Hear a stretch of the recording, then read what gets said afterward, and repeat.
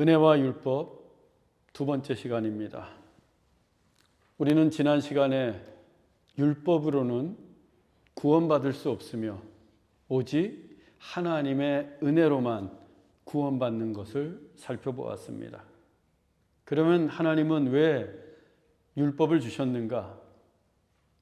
하나님의 말씀인 율법을 통해서 죄를 깨닫게 함으로써 죄에 대해 무능하고 비참한 죄인에게 하나님의 은혜가 필요함을 직시하도록 하시기 위함이라고 했습니다. 즉 죄가 무엇인지 알고 하나님의 은혜가 필요한 죄인임을 깨닫게 하는 것이 율법의 순기능이요 선한 목적입니다. 오늘은 그러면 하나님의 은혜로 구원받은 그리스도인들에게 율법을 지키는 것은 무엇을 의미하는지, 이제 율법은 필요 없는 것인지에 대해 살펴보겠습니다. 하나님의 은혜로 구원받은 그리스도인들에게 율법, 하나님의 말씀을 지키는 것은 무엇을 의미하고 이제 율법은 필요 없는 것인지. 초대교회 때부터 오늘날까지 교회 안에 지속되어 온 율법에 관한 오류들이 있습니다. 크게 세 가지인데 첫 번째 오류는 율법주의, 즉 율법을 지킴으로써 구원을 받는다는 것입니다. 그러나 율법을 지키는 것을 통해서는 누구도 구원받을 수 없으며 율법을 다 지킬 수 있는 사람도 없습니다. 우리는 하나님의 은혜의 복음을 믿음으로써만 구원받을 수 있습니다. 이 같은 율법주의의 오류를 바로잡기 위해 쓴 서신서가 오직 믿음으로 의롭게 된다는 로마서입니다. 두 번째 오류는 율법주의의 정반대의 것으로 구원에 관한 모든 것이 하나님의 은혜이기에 우리가 어떻게 살든 무슨 짓을 하든 어떤 죄를 짓든 상관할 바가 아니라는 주장입니다. 구원에 관한 모든 것이 하나님의 은혜이기에 우리가 어떻게 살든지 무슨 죄를 짓든지 어떤 짓을 하든지 상관할 바가 없다. 이미 믿음으로 구원받았기 때문에 소위 믿음의 방종입니다. 이 믿음의 방종에 대한 답변이 행함이 없는 믿음은 죽은 믿음이다 라고 쓴 야고보서입니다. 세 번째 오류는 갈라디아주의입니다. 이 갈라디아주의는 하나님의 은혜로 구원을 받기는 하지만 율법을 지킴으로써 그 구원을 보존해 가야 한다라는 주장입니다. 하나님의 은혜로 구원을 받기는 하지만 율법을 지킴으로써 그 구원을 보존해 가야 한다. 언뜻 맞는 말처럼 들립니다. 그렇지만 이미 받은 구원일지라도 율법을 지키지 않으면 훼손될 수 있다는 심각한 오류를 담고 있습니다. 구원의 시작은 하나님의 은혜이지만 구원의 완성은 율법의 행위에 의해서 결정된다는 뜻이기 때문입니다. 지난주에 살펴본 안디옥 교회에서 바로 이 세 번째 오류가 불거졌던 거예요. 하나님의 은혜로 구원받았지만 할례를 받아야 한다. 이 같은 갈라디아주의의 오류를 바로잡기 위해서 사도 바울이 쓴 서신서가 갈라디아서예요. 갈라디아서. 그러면 대체 율법은 무엇을 의미할까? 구원받은 그리스도인들에게 율법, 하나님의 말씀을 지키는 것은 무엇을 의미하는지, 이제 정말 율법은 필요 없는 것인지 궁금합니다. 오늘의 본문과 함께 이 질문의 답을 찾아가 보도록 하겠습니다. 본문 1절로 4절입니다. 내가 부득불 자랑하노니 주의 환상과 계시를 말하리라. 내가 그리스도 안에 있는 한 사람을 아노니 그는 14년 전에 셋째 하늘에 이끌려 간 자라. 그가 몸 안에 있었는지 몸 밖에 있었는지 나는 모르거니와 하나님은 아시느니라. 그가 낙원으로 이끌려가서 말로 표현할 수 없는 말을 들었으니 사람이 가히 이르지 못할 말이로다. 사도 바울은 자신이 몸 안에 있었는지 몸 밖에 있었는지도 모를 만큼 환상에 사로잡혀서 셋째 하늘로 이끌려가 하나님의 계시의 말씀을 들었습니다. 당시 유대인들은 하늘이 3층으로 되어 있다고 생각했습니다. 1층인 첫째 하늘은 우리의 눈으로 볼 수 있는 하늘이었고 2층인 둘째 하늘은 눈에 보이지 않는 우주의 하늘이었고 3층인 셋째 하늘은 가장 높은 하늘로서 하나님께서 거하시는 하늘이었습니다. 본문에서 바울은 그 셋째 하늘을 낙원이라고 썼습니다. 바울이 그 낙원에까지 이끌려 올라가 사람으로서는 가히 이룰 수 없는 계시를 들었습니다. 그 계시를 기록한 것이 바울이 쓴 서신서였고 그 서신서들은 하나님의 말씀인 성경이 되었습니다. 그러니 얼마나 자랑할 일이겠습니까? 생각해 보세요. 환상 가운데 3층 천 셋째 하늘에까지 이끌려 올라갔죠. 또 말로 표현할 수 없는 계시의 말씀도 들었습니다. 그리고 자신이 그 계시를 기록했는데 그게 하나님의 말씀이 되었어요. 정말 부득불 자랑할 일들입니다. 이외에도 바울이 자랑할 일은 수두룩했습니다. 그는 다메섹으로 올라가던 중에 부활하신 예수님을 보았고 안디옥 교회에서 기독교 역사상 최초의 선교사로 파송도 받았습니다. 예수님의 12제자가 아니면서도 당당히 사도의 반열에도 올랐습니다. 또 고린도 교회, 갈라디아 교회, 데살로니가 교회, 에베소 교회, 빌립보 교회 등 신약 성경에 등장하는 대부분의 교회들을 바울이 개척했고 그가 쓴 성경이 신약 성경의 절반인 13권이나 됩니다. 정말 대단한 사도 바울 아닙니까? 바울은 그리스도인으로서 그리고 사역자로서 모든 것을 다 이룬 듯했고 조금도 부족함이 없어 보였습니다. 하지만 그런 바울에게도 약한 것이 있었습니다. 본문 7절입니다. 여러 계시를 받은 것이 지극히 크므로 너무 자만하지 않게 하시려고 내 육체에 가시 곧 사탄의 사자를 주셨으니 이는 나를 쳐서 너무 자만하지 않게 하려 하심이라. 하나님은 바울에게 계시를 주시면서 동시에 가시도 주셨습니다. 계시는 하나님의 말씀이었지만 가시는 사탄의 사자였습니다. 바울이 받은 계시가 지극히 커서 혹 바울이 교만해질까 봐 자만하게 될까 봐 가시를 주신 것입니다. 그 가시가 무엇인지는 확실하지 않습니다. 하지만 가시가 사탄의 사자라고 할 만큼 바울을 심히 괴롭혔습니다. 신학자들은 그 가시를 다메섹 도상에서 바울에게 비친 그 강렬한 빛 때문에 생긴 안질, 눈병으로 보기도 하고 그가 평소에 앓고 있던 간질병 혹은 선교를 위해서 이곳저곳 떠돌아다니다 걸린 풍토병으로 보기도 합니다. 또 가시는 질병이 아니라 바울에게 돌을 던지고 매질을 하고 괴롭히던 유대인이라고 주장하는 학자들도 있습니다.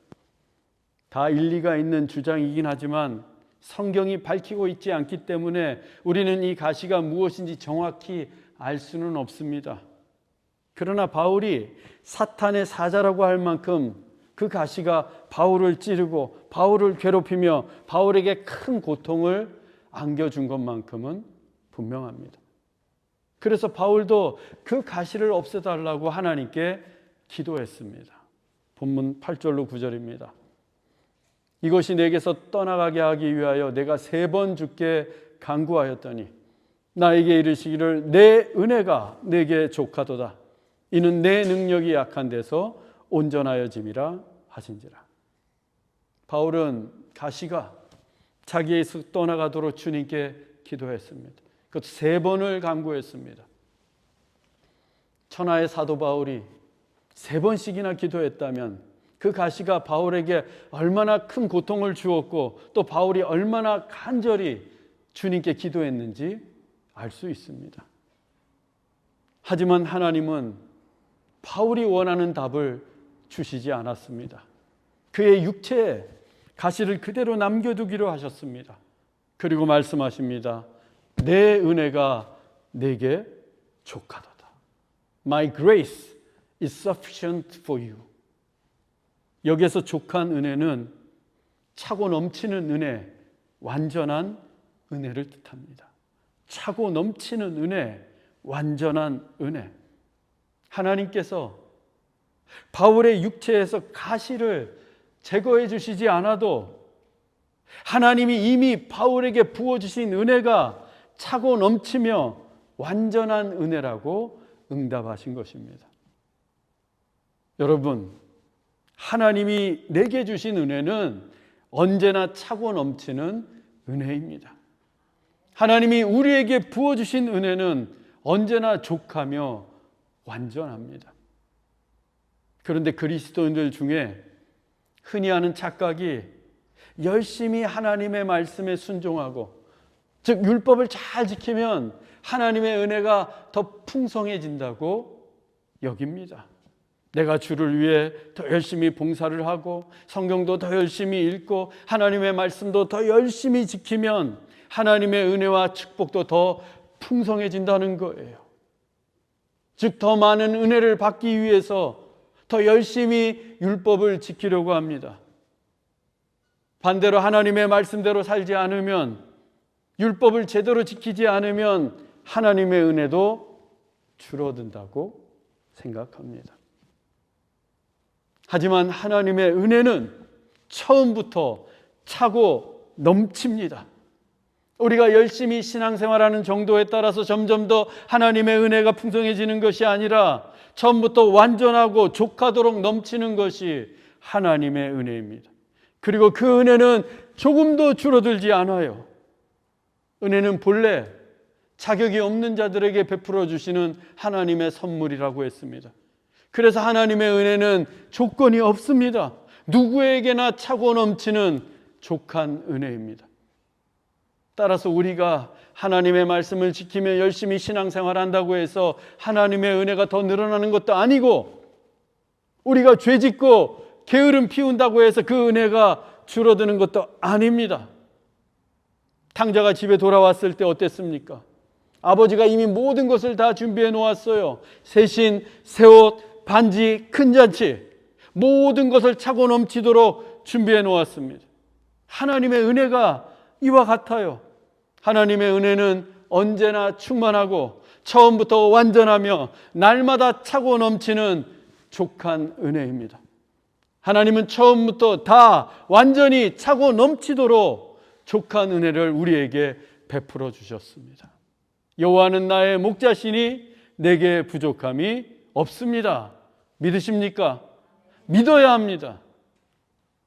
그러면 이제 하나님의 말씀에 순종하는 것, 내가 율법을 지키는 것은 필요 없는 것일까? 하나님의 은혜가 이미 차고 넘치도록 족하니 더 이상 하나님의 말씀은 필요 없는 것일까요? 그렇지 않습니다. 우리에겐 여전히 하나님의 말씀이 필요합니다. 특히 우리가 하나님의 자녀답게, 하나님의 사람답게 살기 위해서는 하나님의 말씀이 절대적으로 필요합니다. 디모데후서 3장 16절에서 17절입니다. 모든 성경은 하나님의 감동으로 된 것으로 교훈과 책망과 바르게 함과 의로 교육하기에 유익하니 이는 하나님의 사람으로 온전하게 하며 모든 선한 일을 행할 능력을 갖추게 하려 함이라. 모든 성경은 하나님의 감동으로 되었습니다. 하나님의 감동을 직역하면 God breathed, 하나님이 숨을 불어넣었다, 이런 뜻이에요. 하나님이 숨을 후 하고 불어넣었다. 그런데 우리말 성령으로 번역된 헬라어 푸뉴마가 그 뜻이 숨, 하나님의 생기, 하나님의 숨입니다. 즉 하나님의 감동은 성령의 역사라는 거예요. 그래서 성경은 성령의 역사로 기록된 책입니다. 하나님이 택하신 인간의 저자들을 통해서 성령의 역사로 하나님이 숨을 불어넣어 하나님의 감동으로 된 것이 성경입니다. 그래서 성경이 하나님의 말씀인 거예요. 그리고 그 하나님의 말씀인 성경이 교훈과 책망과 바르게 함과 의로 교육하기에 유익합니다.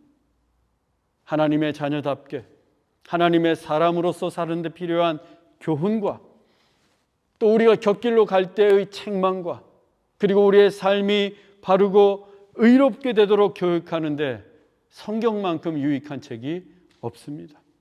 따라서 우리를 하나님의 사람이 되도록 온전하게 해주는 것이 하나님의 말씀인 성경이에요. 성경이 없이는 우리가 하나님의 사람이 될 수 없습니다. 우리 자신은 물론 우리의 자녀들이 하나님의 자녀답게 온전히 자라기 위해서 무엇으로 교육을 시켜야 하는가? 성경이라는 거예요. 하나님의 감동으로 된 성경입니다.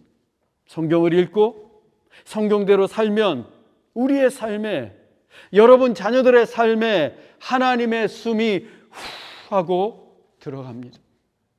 성령의 바람이 후 하고 불어와요. 그때 모든 선한 일을 행할 능력을 갖추게 하려 합니다. 우리도 선하게 살고 싶습니다. 그런데 우리의 힘만 가지고는 선을 행할 능력을 갖출 수가 없어요. 선한 마음을 품었다가도 쉬이 사라질 뿐입니다. 왜 작심삼일이겠어요? 우리의 능력으로는 부족하기 때문입니다. 오직 하나님의 숨이, 성령의 바람이 우리 안에 불어올 때 선을 행할 능력도 갖추게 되는 거예요. 그래서 하나님의 숨이 우리 안에 불어오면 걱정과 근심도 사라집니다. 마음의 평안이 찾아옵니다. 선한 말을 하게 되고 선한 행동을 하게 됩니다. 또 성령의 열매도 맺게 되고 성령의 능력도 나타나게 되는 거예요. 성령의 바람이 불어올 때 얼마나 근사한 그리스도인입니까? 이렇게 살 수만 있다면 얼마나 멋진 하나님의 자녀예요. 그 일을 하나님의 말씀인 성경이 해준다는 겁니다. 저는 여러분들이 하나님의 말씀에 순종함으로써 하나님의 숨이 여러분에게 후 하고 들어가 참으로 근사한 그리스도인, 선한 일을 행하는 성령의 사람이 되기를 주의 이름으로 축원합니다. 또 영적인 것과 세속적인 것을 분별하기 위해서도 하나님의 말씀이 필요합니다. 세상에는 영적인 것과 세속적인 것이 있어요. 그것을 분별하는데 그 기준이 뭔가? 하나님의 말씀이에요. 히브리서 4장 12절입니다. 하나님의 말씀은 살아있고 활력이 있어 좌우의 날선 어떤 검보다도 예리하여 혼과 영과 및 관절과 골수를 찔러 쪼개기까지 하며 또 마음의 생각과 뜻을 판단하나니. 우리는 하루에도 수없이 많은 판단을 하고 결정을 합니다. 무엇이 옳은 일인지 그른 일인지 분별해야 합니다. 또 시시각각 우리에게 오는 세상의 도전과 위협도 끊임이 없습니다. 무엇을 취하고 무엇을 버릴 것인지 선택해야 합니다. 그때 무엇을 기준으로 삼겠습니까? 무엇이 우리의 선택과 판단과 결정의 기준이 될 수 있겠어요? 하나님의 말씀입니다. 살아있는 하나님의 말씀에 비추어서 판단하고 선택하고 결정해야 합니다. 어렵고 힘든 선택일수록 혼과 영과 관절과 골수를 쪼개며 우리의 마음과 생각까지도 판단하는 하나님의 말씀이 절대적인 기준이 되어야 합니다. 그래야 하나님의 뜻에 합당한 삶을 살 수 있습니다. 주의 말씀이 내 발의 등이요 내 길의 빛입니다. 여러분, 눈앞에 보이는 당장의 이익이나 욕망이 아니라 하나님의 말씀이 여러분의 삶의 절대적인 기준이 되기를 주의 이름으로 축원합니다. 2020년 우리 교회 표 말씀이 그가 내 안에 내가 그 안에입니다. 주님께서 내 안에 거하시고 나도 주님 안에 거하자는 뜻이에요. 그러면 우리가 어떻게 주님 안에 거할 수 있을까? 무엇을 통해서 주님 안에 거하는 삶을 살아갈 수 있을까? 역시 하나님의 말씀입니다. 요한일서 2장 4절로 6절입니다. 그를 아노라 하고 그의 계명을 지키지 아니하는 자는 거짓말하는 자요 진리가 그 속에 있지 아니하되 누구든지 그의 말씀을 지키는 자는 하나님의 사랑이 참으로 그 속에서 온전하게 되었나니 이로써 우리가 그의 안에 있는 줄을 아노라. 그의 안에 산다고 하는 자는 그가 행하시는 대로 자기도 행할지니라. 하나님을 믿는 사람이라면 하나님을 알고 있다라고 말할 수 있습니다. 하지만 그분의 말씀을 지키지 않으면서 그분을 안다고 떠드는 사람은 거짓말쟁이에요. 하나님의 말씀을 지키지 않으면 하나님도 모르는 겁니다. 하나님의 말씀은 곧 하나님이시기 때문에. 또 하나님이 우리를 사랑하십니다. 하나님은 사랑이세요. 하나님이 여러분을 사랑하십니다. 그런데 그 하나님의 사랑이 우리 속에서 온전케 될 때가 언제인가? 하나님의 말씀을 지킬 때예요. 사랑하는 연인끼리도 약속을 지키면서 서로의 사랑을 증명합니다. 하물며 하나님과 우리의 사랑이겠습니까? 우리가 주님 안에 거하고 주님 안에 살고 있다는 증거가 하나님의 말씀을 지키고 행하는 삶이에요. 이로써 우리가 그의 안에 있는 줄을 아노라. 우리가 하나님의 말씀을 지킬 때 하나님의 사랑이 우리 속에서 온전해지면서 동시에 우리가 주님 안에 거하는 증거가 됩니다. 그래서 그 사람의 삶을 보면 주님 안에 거하고 있는지 주님 밖에서 방황하고 있는지 대번에 알 수 있어요. 다른 사람은 몰라도요. 저는 알 수 있을 것 같아요. 여러분의 삶을 보면 아, 주님 안에 살고 계시는가? 아니면 주님 밖에서 세상을 배회하고 있는가? 여러분도 알 수 있지 않겠습니까? 삶을 보면.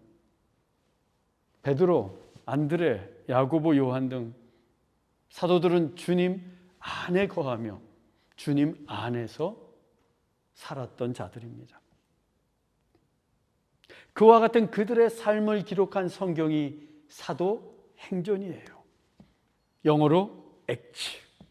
하나님의 말씀을 지키고 행하며 살았던 사도들의 삶이 하나님의 말씀인 성경이 되었습니다. 얼마나 신비로운 일이에요. 사도들의 삶을 기록했는데 그게 하나님의 말씀인 성경이 되었다니까요. 얼마나 놀라운 일입니까? 이제 우리 차례예요. 성경에서 사도행전은 28장으로 막을 내립니다.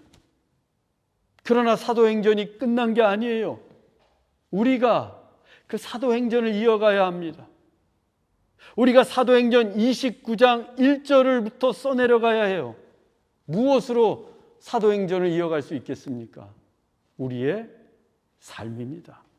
하나님의 말씀을 지키고 그 말씀을 행하는 액트, 우리의 삶으로 써내려가야 합니다. 그 사도행전의 삶은 결코 율법주의가 아닙니다. 하나님의 말씀이 되는, 성육신이 되는 신비로운 일이에요. 저는 여러분들이 그 신비로운 일의 주인공, 사도행전의 새로운 주인공이 되기를 소망합니다. 다시 본래의 질문으로 돌아가서 하나님의 은혜가 이미 완전하고 충분하고 족한데 왜 우리는 하나님의 말씀을 지키며 살아야만 하는가? 하나님의 말씀을 지킬 때에만 그 은혜가 얼마나 족한지, 얼마나 풍성하고 완전한지 알 수 있기 때문입니다.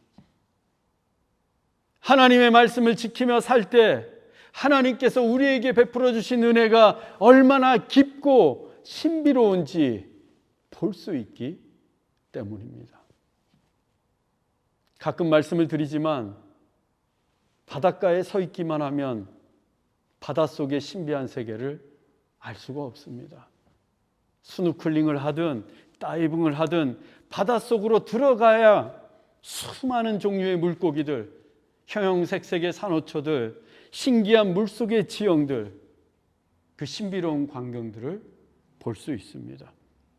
그 물고기와 산호초들, 그 신비로운 광경들은 처음부터 바닷속에 있었습니다.